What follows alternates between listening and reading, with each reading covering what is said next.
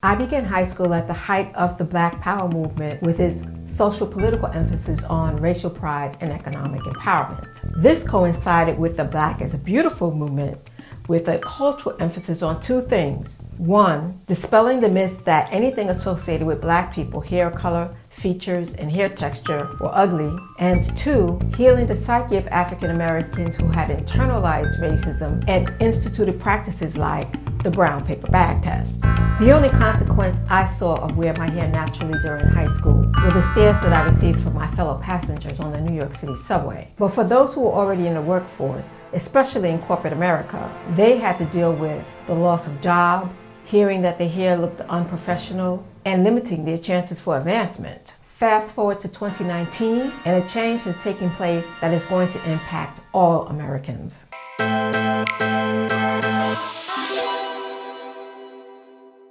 Hello, good people. My name is Janice, your host here at Dignity, where I take what I've done during my careers in law and education to provide you with a resource for teaching your children social consciousness. If you're new here, welcome. After watching this video, I invite you to check out this playlist, and please consider subscribing.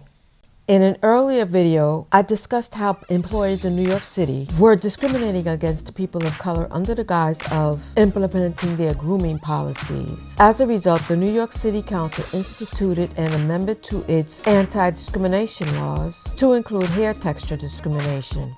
In the state of California, Holly Mitchell introduced the Crown Act to prohibit hair texture discrimination throughout the state. That bill has been signed into law and becomes effective on January 1st, 2020. New York State Senator Jamal Bailey introduced a bill prohibiting hair texture discrimination, which Governor Cuomo signed into law effective immediately. Delaware State Senator Elizabeth Lockman introduced a bill prohibiting hair texture discrimination, which has been signed into law. And on a federal level, United States Senator Cory Booker of New Jersey introduced the Crown Act bill, which is currently pending in Washington, D.C. This sea change creates opportunities for businesses and school chancellors alike. They can avail themselves of the training that's available so that they can already be in compliance once the inevitable occurs.